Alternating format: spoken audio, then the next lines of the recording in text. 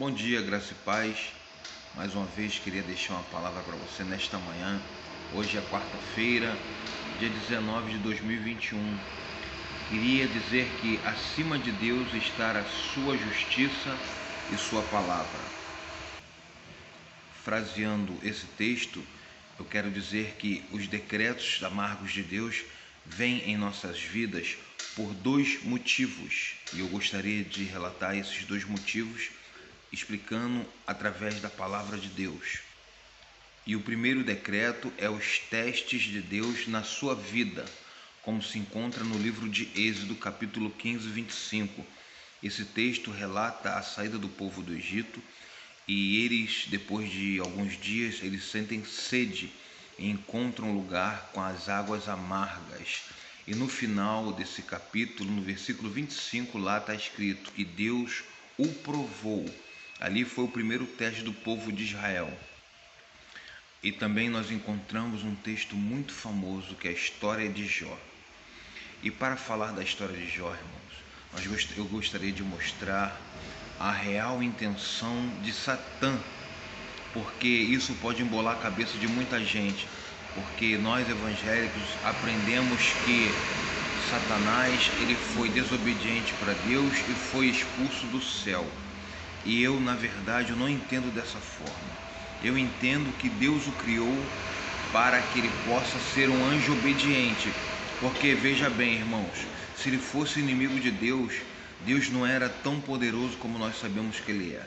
Quando você conhece o poder de Deus, quando você sabe a plenitude do poder de Deus, você entende que Deus não tem inimigo. Não existe inimigo contra Deus. E outra, se você tem um inimigo, você não queria um inimigo na tua casa.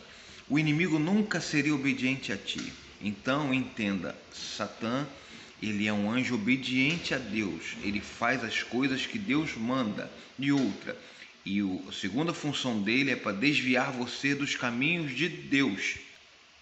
Tu vê que sempre está no céu nos acusando, fazendo promotoria de Deus, a Deus diante de nossa vida.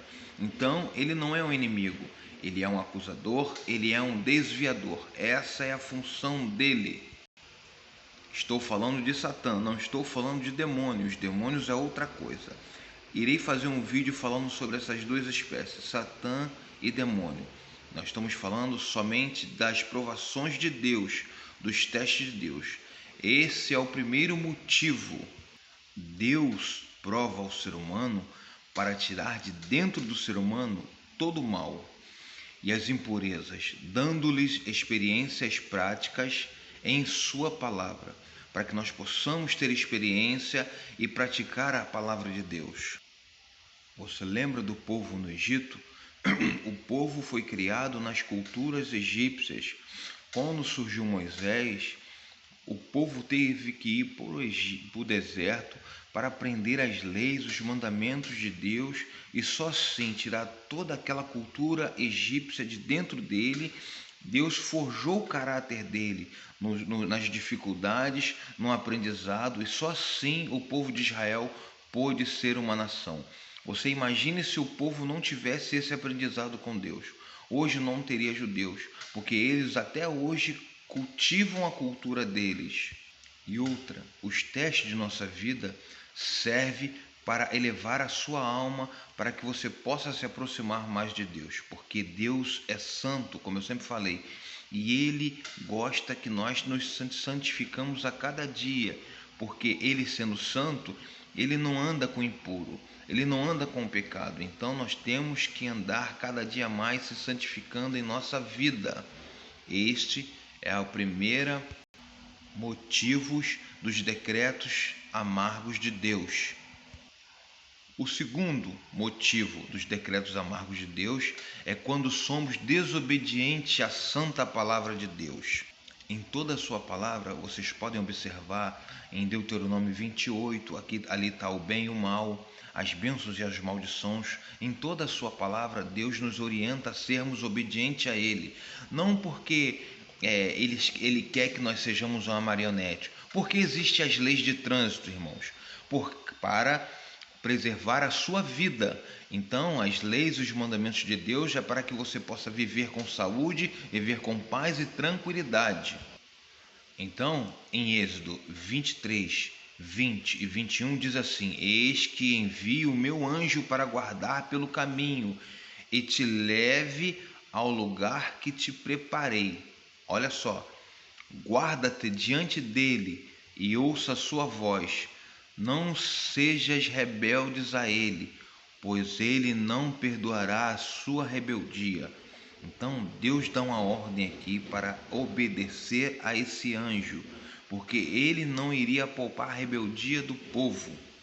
E nós também encontramos aquela ordenança quando Deus fala com o povo, para que eles não possam servir aos deuses daquele povo do Egito, de Canaã, porque isso serviria de laço para a vida deles. Então, irmãos, Deus dará a ordem para nós e nós devemos ser obedientes, porque muitas das vezes, muitas coisas servem de laço para a nossa vida.